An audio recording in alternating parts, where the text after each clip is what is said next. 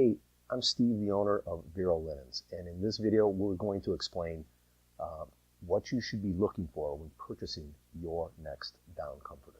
Stay tuned for details.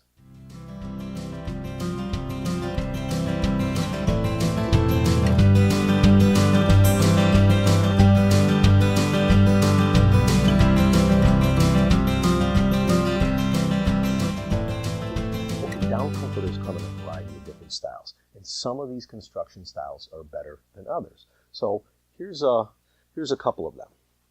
Now this is called a Caro step, and what happens is this compartment, the larger piece, is filled with down, and then throughout the comforter itself, there's a stitching that takes place, so it's sewn through, but it's not consistent. So it varies by manufacturer, but maybe it's like a 6-inch stitch, and then here there's no stitch at all. Now this is a ring stitch, and as you can see, the quilting is done in a circular pattern.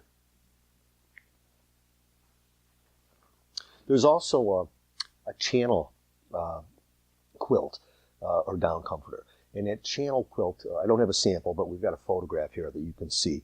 It's just these long channels that run from the foot of the comforter to the head of the comforter. Now the problem with these construction styles is the down can move around on you. What happens is as you toss and turn at night, that down starts to migrate to the edges in the foot of the down comforter.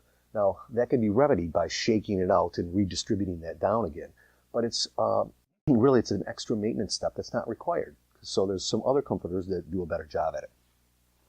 Now this is a very popular design, construction style, and it's called a sewn through construction. So what happens is that the larger piece is filled with down, and then it's run through a quilting machine.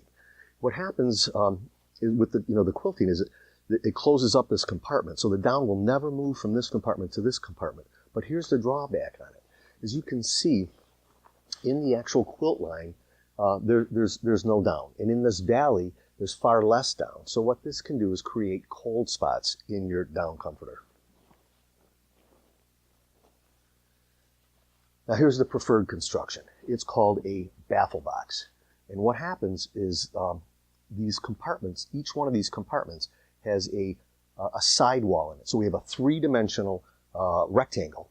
And this does two things. One, it allows the down to loft a little bit more fully. It's not as constrained as it is in this construction style.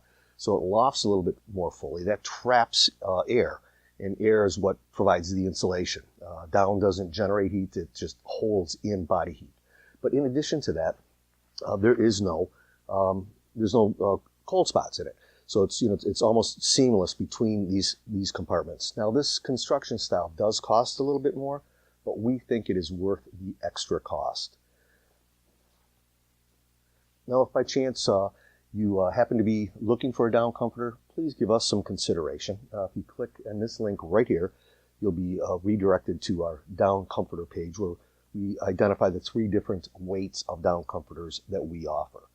If you're not sure if you need a new down comforter and you want to easily check to see if yours is worn out, because they do wear out, we've prepared a video on how to very, very easily tell right here if it's time to replace yours. And if you think you just need to clean yours, we've prepared a video on how to launder a down comforter. Now you want to launder it, you don't want to dry clean it. But if you go to this video, we'll show you the steps and what you need to do to get your down comforter clean again. Hey, thanks for taking the time to watch this video, and thanks for your interest in Vero Linens.